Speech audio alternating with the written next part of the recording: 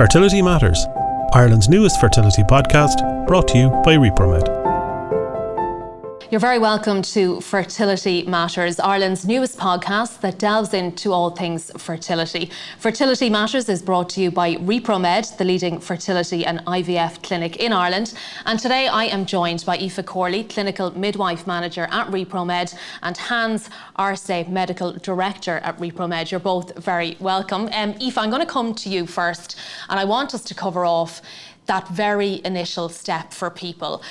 I know that a fertility journey is a really personal one for many people, and that's fine, but I guess what that means then is that the information that people learn when they're on the journey doesn't necessarily get shared around. So for people who might be unaware and they're listening to this or watching us today and they want to make that initial step, talk us through that. You can be referred by your GP or your doctor who you may have seen in the past, or you can self-refer. So when you make initial contact with us, it's generally either over the phone or you'll come to the website. So if you do decide that you do want to go ahead with that step and make an appointment, we will always direct you towards our website where there's a triage form to fill out. That will then be sent to one of our administration specialists who will triage your form and basically decide what doctor will be most appropriate for you to attend. So you'll be booked in then for your initial consultation. Based on what information you've provided us on the form, we may recommend a test or two to have before you come into us. So the administrator would contact you either over the phone or via email, whatever's more convenient for you, give you the options of perhaps coming into us about a week before your initial appointment to have some investigations done, so that when you do come in for that consultation, there's a good use of time. There's some information already available to the doctor to speak to you about, based with your personal information, and then decide what kind of would be appropriate at that point. So I guess it's all about building a picture of somebody's fertility profile. So it's a bit like a jigsaw and being able to put in the different pieces. So if before that person is sitting in front of you, you can be armed with that information, I guess it moves the process along. It moves the process along, and it just means that initial appointment with the doctor can be very valuable. Rather than coming in and just having a conversation and then some tests being recommended, you can have some of them done in advance, really use that time valuably and have a plan of action nearly as you're leaving. But as you say, just to stress, you don't need to go to your GP first, because as we say, there's a lot of people who'll find this a private journey. They will not want to even talk to their GP about it, and they would prefer maybe the energy or the synergy that they would have with a fertility clinic and leave their GP completely out of it. That's okay too. That's absolutely fine. You can leave them completely out of the loop. We do ask if you want us to contact your GP or not, to keep them involved in what's going on, and some patients will opt for that. But yeah, a lot of patients would say that this is a private matter. I'm just going to the specialist and I don't want anyone else involved. Talk to me about finances, because it will be a consideration for people as they make that first phone call or log on and fill out that form. I'm sure while they're doing that, they're also probably flying down through your price list and trying to figure out how much it might cost. I know it's as long as a piece of string, but give us a ballpark for people. So I suppose your initial consultation, there's a cost for that. Depending on if you've health insurance or not, there might be a reduced fee for it. VHI will cover a good proportion of the initial consultation if you're with them. Then in terms of if you're going through treatment cycles, again, if you have health insurance, the costs can be reduced, and those discounts for VHI customers with ReproMed are given at point of sale. So depending on your policy, a certain amount of treatments may be covered. If you're not with VHI and you're coming as a private patient, you will be paying cost per cycle. So in terms of fertility preservation, we offer egg freezing that starts from approximately €3,000. We offer IVF or ICSI, which is between €4,000 and €5,000 onwards, and then the additional techniques that may be involved can carry an additional cost. In terms of medication, there's something called the Drugs Payment Scheme card that everyone in Ireland who has a PPS number is entitled to apply for. And with your initial contact with us, we generally will recommend to have a look and apply for that card at that stage. And again, that's something that not many people are aware of its existence unless you've had some sort of a health issue. Yeah, so that's capped monthly per calendar month, and there's a capped fee that we would pay, usually about €124 per month, and that would cover fertility meds. So that's the most you'll pay in any month? In terms of medication, yeah. Okay, Hans, let me bring you in there in relation to, as we were saying with Aoife, you know, things have changed an awful lot. Lifestyle has changed. We live in a different environment, a different landscape than, say, maybe 10 years ago. And I'm sure in science terms, 10 years has jumped hugely. At ReproMed, you're obviously, you know, accommodating anybody that comes through the doors. So you must see heterosexual couples, you must see two females, you must see, you know, any sort of makeup of a family, and you will offer a service to whoever needs one. Yes. Tell me about some of the main differences maybe then that exist between the different type of couple makeups. Well, the main differences between either a single lady, a lesbian couple, same-sex couple, or a heterosexual couple is that in the late group, the heterosexual couple, they have been trying to conceive. And they have failed to conceive by definition. So 12 months. that gives you a certain amount of information exactly. by knowing that. Just by knowing that, I can know that this couple has infertility, whereas a single lady or a lesbian couple will not have infertility because they haven't really tried. So the initial study, medical study on what I need to look for in an infertile couple is going to be very different to a lady that's just trying to have a child on her own. For example, if I would never think of doing a chest x-ray on you if you don't have any pulmonary problems, if you're not coughing, why would I? But if you come to me, I would definitely look for something problem in the lungs if you have symptoms. Same thing with fertility. If there's no infertility, I don't really need to look for any problems. I suppose that if you're a heterosexual couple, I do. So your initial step then with two females is donor sperm, and then you just do one round and see, and again you learn something from that. Exactly, just a screening, basic screening, full blood count, make sure they're vaccinated for rubella, and then they can go ahead and do treatment. If there was a female couple and they weren't sure which woman was going to carry the baby, would they look for advice, or usually would they have that decision made up at the time? Generally they come to us with a decision already made. Depending on the age, essentially, if they ask me for my opinion, and depending on the health issues.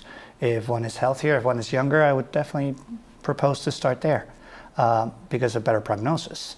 But if they're the same age, it's up to them. But usually they walk into our office having that decision already made. Aoife, I'll come back to you in terms of managing expectations, because I'm sure this is something that's a huge part of your job. It's not an exact science. We know it's very successful. There are quite high success rates, but I guess people need to maybe be reminded of that as they start out on the journey. Is that a challenge sometimes? It can be, it certainly can be, especially for those couples with no underlying fertility issues. So the same-sex couples or the single women that come in, they kind of presume the first cycle is going to work because they haven't been trying to conceive. But your chances of success are your chances of success if you were trying to conceive naturally or via treatment. So, you know, it's not going to be a guaranteed, try this month, you're going to be pregnant. And sometimes that can be quite hard to manage. So it's just, what I say to patients, and they're sick of listening to me saying it, is remain cautiously optimistic. Okay. We're doing all we can to get you through. We know we're timing things right. We know when we put the sperm in there or when we do the IVF procedure, you haven't ovulated. We're doing the best and we're timing things, but at the same turn of the coin, it's not always guaranteed.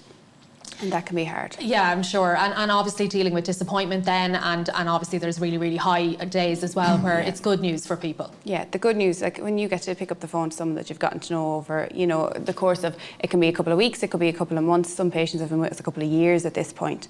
And when you get to make that call and tell them that, you know, we've reached success, like you can't bottle that feeling. It's amazing. I can't imagine what it's like to receive that call, because making them is magical. But sometimes on the other side of it, when you're making that call, they haven't done a pregnancy test, they're really optimistic that it has worked and it hasn't, it can be very, very devastating. And sometimes we just have to just try and manage, support them as best we can. And, you know, sometimes for some patients that's an hour-long conversation on the phone talking about it. For some people they hang up and we ring them back in an hour, and it's so individualised.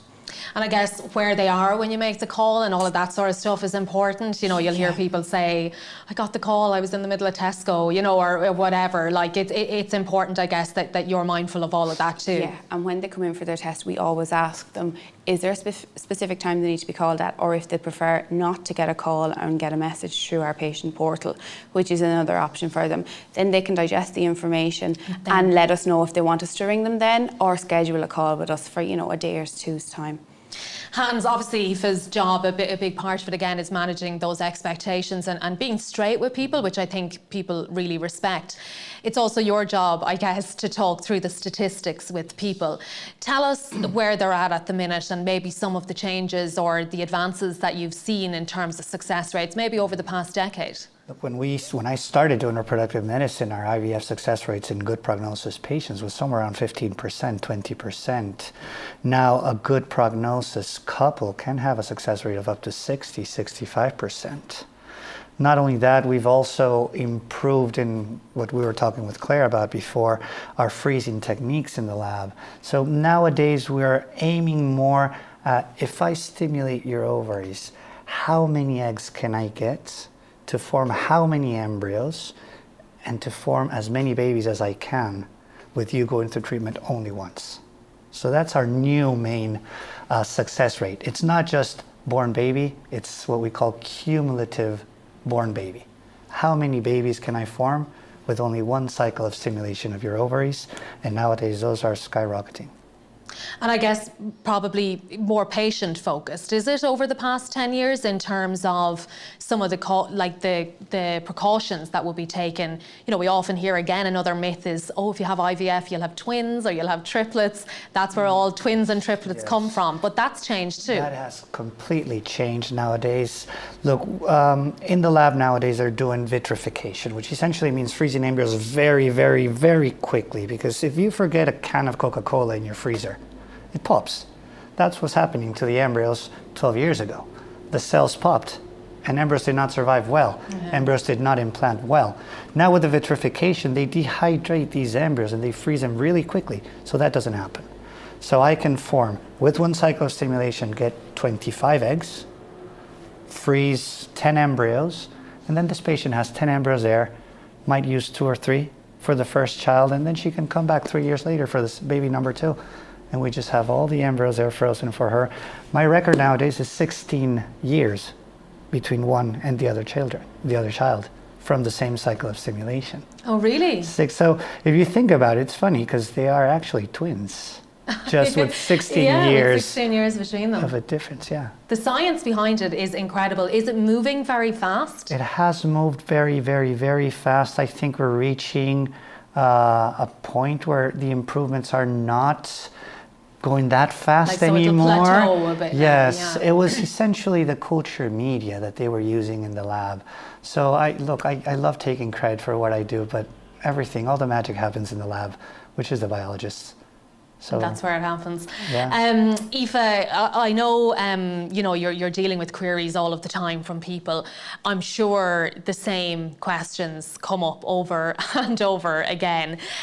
We might go through some of the myths and maybe bust some of them, because I think, you know, people, as we said, can become experts on fertility when they find themselves landed into that environment. But at the very start, maybe when you're making that initial call to ReproMed or filling out the triage form, there are probably lots of things that you think to be true that aren't. And again, that falls in because not many people have conversations about fertility. So you might have heard something once and it has stayed with you because it's not something that we talk about all of the time. I think we are getting better at that.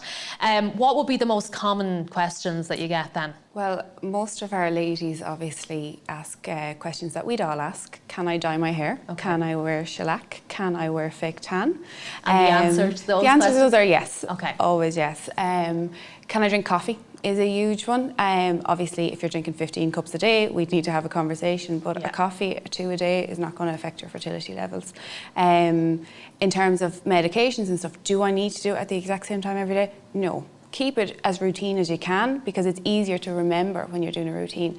But you do not have to set the alarm for 7 o'clock every evening, and that is just when you do it or you mess up your cycle. So that's important as well to remember. You need to fit in treatment around your schedule, and you need to make it as easy on yourself to become part of your day for that couple of weeks as you can.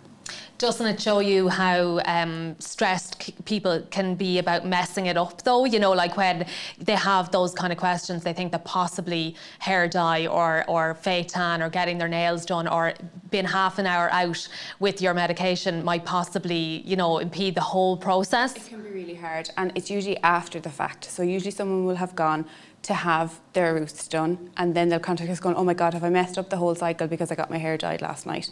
And you just have to reassure them and say, no, get on with your normal life for the best part.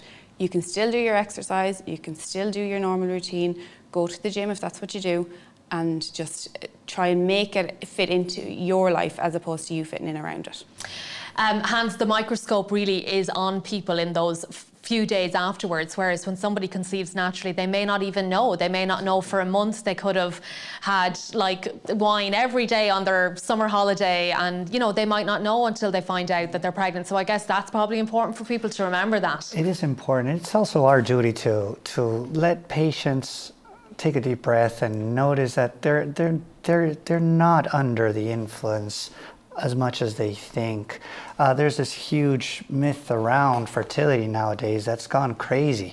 Most of the times, well, pushed by Google, because everybody goes into Google, and well, in Google there's no filter. Anybody can write whatever. And just what you said, alcohol.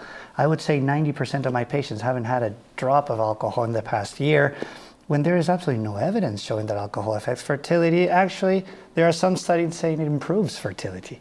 Now, the reason we tell women that are trying to conceive not to drink is because alcohol can be dangerous for pregnancy, and they don't know when they're pregnant. But that's the reason, not because it causes infertility. You know, that's the perfect example of how it's misinterpreted and brought to an extent that is completely not useful for patients in any way. Would you advise patients to stay off Google, both of you, I guess, when you meet patients? Is that something you'd advise? Studies show that somewhere around only 3 to 5% of the medical information in Google is actually true. The vast majority is false, and with an economic drive behind it. Even when I read magazines, I need to go on the back and see who financed the study I'm reading, because depending on what pharma industry paid for that study, I need to take the results with a little pinch of salt. Yeah, you always have to look at who carries out the studies. Aoife, in terms of boards, talk to me about boards a little bit and people getting their information on different fertility threads that might happen online.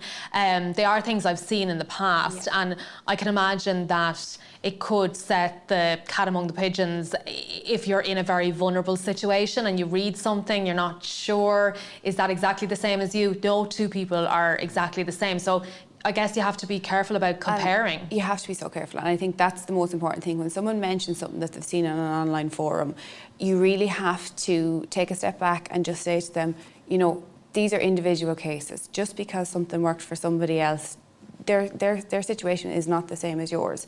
When you come into us and into ReproMed, we're looking at you, sitting in front of us, your situation, whatever's brought you to our door. And just because someone online has said eating pineapple has helped her conceive, doesn't mean that it's going to help you, if it helps at all. I think there is a place for the forums and the boards, because, as we've said, it is quite isolating. So that to have that community spirit there is great, and the bit of support, but at the same time, just because someone was prescribed X dose and you're on Y of medication doesn't mean that they have any more of a chance of success than you have. Yeah, it's hard. I guess it gives a little bit of support in a topic that, again, we don't speak about in an open way massively, but I guess proceed with caution in terms of taking it all on board. What's too young for egg preservation, Hans, or is there such a thing? There is no such thing. We generally recommend to do it between the ages of 30 and 34. The only reason for that is because studies show that women that freeze their eggs too young have a high chance of not ever using them. Okay. Because they might get pregnant on their own. But that's the only reason. But it's never too young. For example, cancer patients, they're going to have to go through chemotherapy, and chemotherapy will destroy their ovarian reserve. They freeze eggs, and they can be as young as 16, 17, 18. You mentioned chemotherapy there, and I guess that is another huge part of the whole fertility world, because so many people, unfortunately, are forced into a fertility clinic. Again, you're taking action with no evidence that there may be a fertility problem. So a bit like two female clients who want to have a baby. I guess it's a similar approach then for somebody who's just there as a preventative measure. Exactly. We will not. The big problem with egg freezing, which is not a big problem really, the big question mark with egg freezing is we don't know the quality of these eggs until we use them. Okay. So we could have 20 frozen eggs that are actually never going to work but we will not know until we try to use them. Or we could have 20 great eggs that are going to form 5 babies. And so we don't really know. And that's one of the limiting factors for all the studies that we have for frozen eggs. Although the newer studies are showing that actually it is very, very convenient to freeze eggs. But the older studies, we hadn't used too many of the eggs that we had frozen. And not only that, but patients come back to have their children, let's say 5 years after the frozen eggs. But our freezing techniques today are not the same that the ones we were using 5 years ago. So they've changed even in 5 years. And they're so much better now. So I can't extrapolate the results from frozen eggs from 8 years ago than the ones I'm freezing today. If a couple comes before you and say the woman in the couple, a heterosexual couple, if she is having treatment, chemotherapy, is it preferable to freeze an embryo over an egg? No, the problem with freezing embryos is that then if the patient is single, then she will not be able to enjoy her future partner's genetics to form these embryos. But if someone is is a married couple if comes it's before a you, married couple and they're not planning to have a child, I generally recommend to freeze eggs. Newer studies show that freezing eggs is as good as freezing embryos, but especially, even though I do believe in love and I hope love lasts forever. Good, we have a romantic here. Divorce is a reality, and if they freeze embryos and they separate, then those embryos cannot be used. Okay. In terms of, you said between 30 and 34 is the optimal time for egg freezing. Do the chances of, like, what happens after 34? So when somebody comes to you, maybe they're 36. It is always convenient to freeze eggs. Now, the success rates of freezing eggs at 38 is lower than at 34, as much as IVF success rates are lower at 38 than at 34. But if you have never heard of egg freezing and you're 37 and you're not planning on having children for the next 5 years, I would strongly recommend to freeze eggs anyway. Even though your success rates will not be as high at 37 than at 30, they're still a lot better than at 42. Okay. Aoife, let me come back to you with a couple more myths. You will often hear people say, if they want to have a baby, you'll often hear people say, oh, you need to come off the pill a year before that, or it'll take a long time for your cycle to regulate. Do people wonder about birth control and the effect it may or may not have on fertility? It is a question that we get asked quite a lot, and obviously a lot of women use birth control and have done for many years. Occasionally it can have an impact with a cycle returning to normal, but in general it comes back fairly quickly and doesn't have any long-term effects on your fertility levels. You mentioned coffee a little earlier. Are there other foodstuffs that people are worried about? Shellfish, anything else that people wonder? Shellfish, unpasteurised cheeses, all of these things that we, have traditionally heard to avoid. It's more to avoid in pregnancy than when you're trying to conceive. So instead of it actually being a barrier to conceiving, it's more that you might wake up tomorrow and be pregnant, so don't have that goat's cheese. Yeah. Hans, talk to me a little bit about stress and infertility and the link, or is there a link? I mean, it's undeniable that there is a link. Now, the importance of the link, it's still a very controversial topic. I can find 20 studies showing that there is no link. I can find it probably 2 or 3 saying there is. The fact that we're still discussing whether it is linked or not just shows that if there is a link, it's not as important as people think. The best example I always tell my patients is, if stress was as important, how come there are still babies being born in Africa, in Syria? How come the countries with the highest fertility indexes in the world are countries stuck by civil war and famine?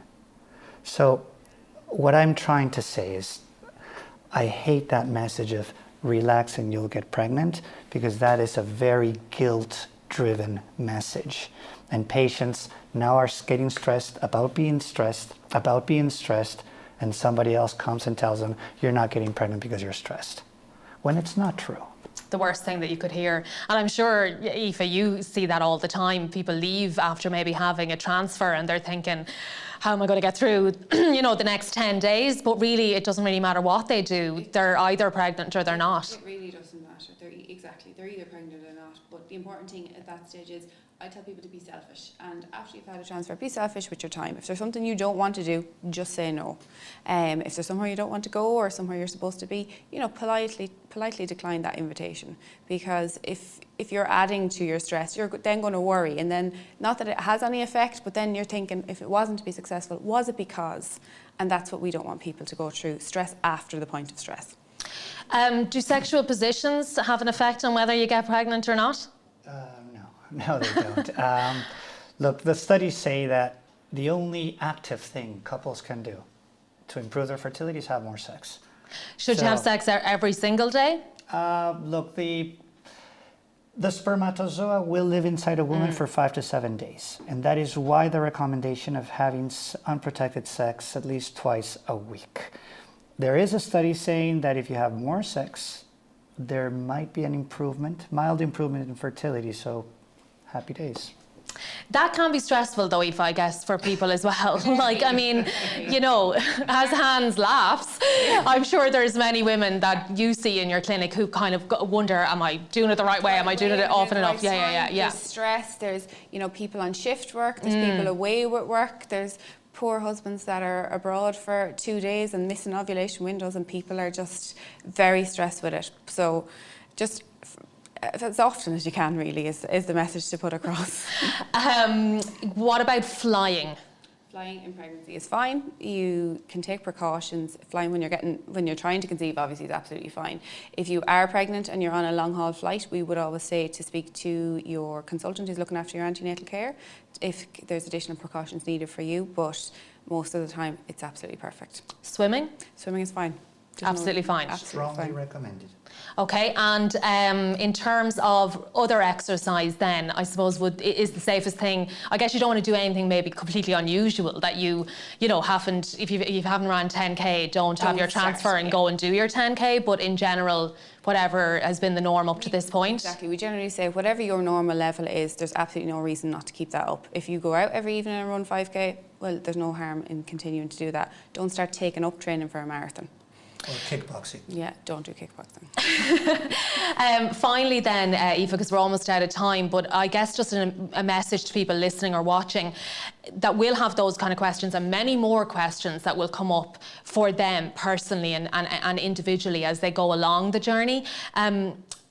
To have that link with you and the communication, and to not feel like they're on their own, and to know that there's somebody there who cares about the process as much as they do, that's provided. It's so important, yeah. And we have a dedicated team of nurses. We have our portal where you can send in a message, because sometimes people don't want to pick up the phone and ask what they determine is a silly question.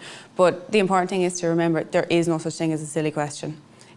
We've heard it all and we'll answer it all. And if I can't find out the answer, I will find it out for you.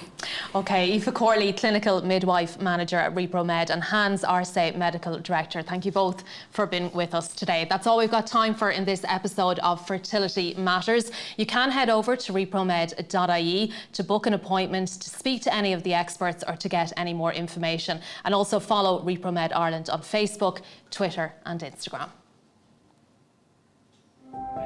Fertility Matters, Ireland's newest fertility podcast, brought to you by ReproMed.